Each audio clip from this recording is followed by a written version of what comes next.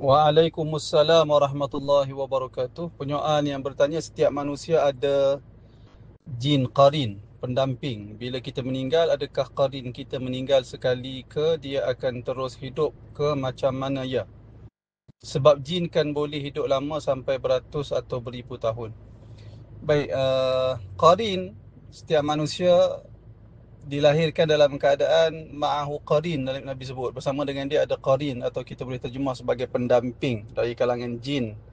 Yang pendamping dari kalangan jin yang dinamakan qarin itu, dialah yang sentiasa menghasut kita atau cuba mempengaruhi setiap manusia supaya melakukan perkara-perkara yang ditegah oleh Allah Subhanahu Wa Taala dan mengikut dorongan diri, dorongan hawa nafsu kita. Itu qarin.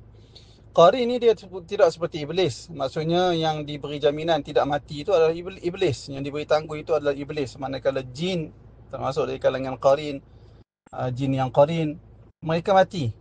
Mereka mati. Cuma bilakah jin qarin tu akan mati?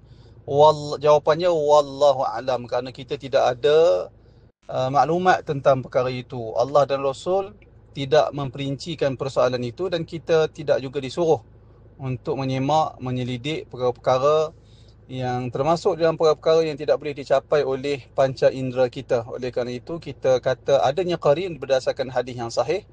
Adapun tentang hidup dan mati dia, kita tak tahu bagaimana, apa kerja dia selepas seseorang insan mati, apa tugas dia, apa yang dia buat, ke mana dia pergi. Itu perkara-perkara yang seumpama itu kita tak dapat nak nyatakan secara pasti, disebabkan ketiadaan bukti-bukti dan petunjuk-petunjuk yang jelas dari sumber-sumber agama kita.